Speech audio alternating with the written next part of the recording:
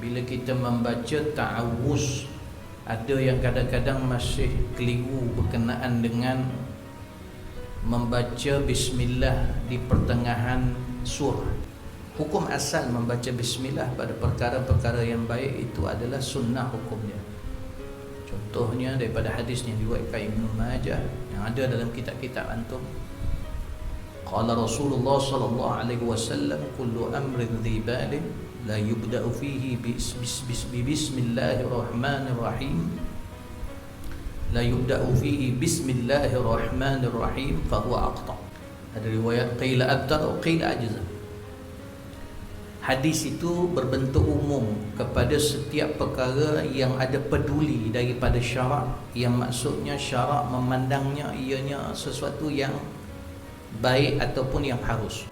Cuma bila kita membaca Al-Quran, hadis atau ayat Quran yang warid iaitu tentang ta'awuz dan bismillah, iaitu pertamanya dalam ayat Allah Subhanahu wa taala, a'udzubillahi minasyaitonir rajim, fa idza qara'tal Qur'an fasta'idz billahi minasyaitonir rajim.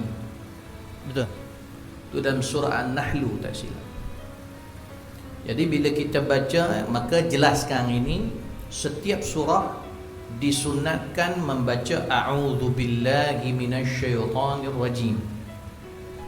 Okey, di situ termasuklah awal surah atau tengah surah atau pada bahagian dua-dua itulah, awal surah dan tengah surah. Termasuk juga a'udzubillah itu pada surah At-Taubah. Sebab hadis itu mengatakan semua boleh. Kemudiannya berkenaan dengan bismillahirrahmanirrahim, hukum membaca di awal surah itu adalah sunnah. Bahkan di dalam Al-Fatihah, di dalam salat hukumnya wajib. Jumhur ulama dan juga mazhab kita Imam Syafi'i radhiyallahu anhu. Manakala selain daripada itu hukumnya sunnah. Dan sahabat telah ijma' bahawa membaca bismillah pada surah Al-Bara'ah itu tidak ditinggalkan baca bismillah dan ketika membaca surah Taubah. Ianya berdasarkan dalil kalau khusus pada Quran, iaitu dalam riwayat Imam Muslim yang mana qala Rasulullah sallallahu alaihi wasallam, satu malam Rasulullah tidur dan bila bangun subuh maka sahabat-sahabat tengok Rasulullah senyum. Maka ketika itu sahabat bertanya, apakah yang mengembirakan Rasulullah sallallahu alaihi wasallam? Maka itu ketika itu Rasulullah bersabda, qala Rasulullah sallallahu alaihi wasallam, unziltu alayya anifan suratun. Turun padaku sebentar tadi satu surah.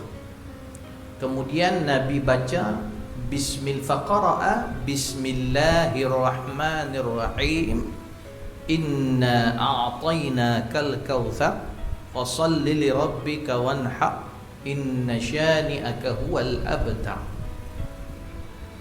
Maka dalam hadis ni Imam Muslim kata setiap surah kecuali surah Al-Bara'ah, bismillah itu salah satu ayat daripadanya, bukan Fatihah saja. Maka dilihat, ditunjuk daripada hadis itu awal surah, maka sabitlah ketika itu sunat di awal surah baca bismillah. Manakala pertengahan surah tidak ada larangan kepada membaca bismillah di pertengahan surah. Cuma Sayyidina Uthman menyebutkan dalam riwayatnya bahawa Jibril alaihi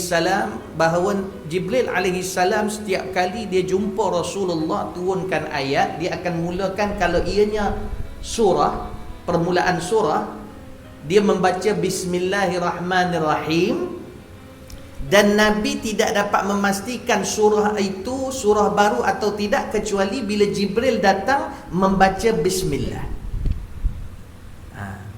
Maka di situ menunjukkan bahawa ayat-ayat yang Jibril bawa kepada Rasulullah apabila di pertengahannya, maknanya permulaannya dimulakan dengan bismillah, kemudian bila sambungan ayat-ayat itu Jibril tidak membaca bismillah. Maka hukumnya jumhur ulama meletakkan bukan sunnah di pertengahan surah, tapi hukumnya harus. Tu jumhur. Maka bila harus ni jaizun tarku wa jaizun fi'lu. Maknanya boleh buat, boleh tak buat.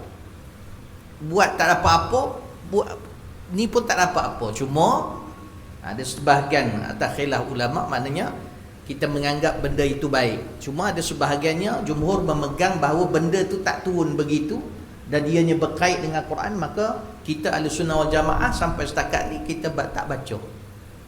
Tapi kalau ada orang baca tak salah, jangan gaduh.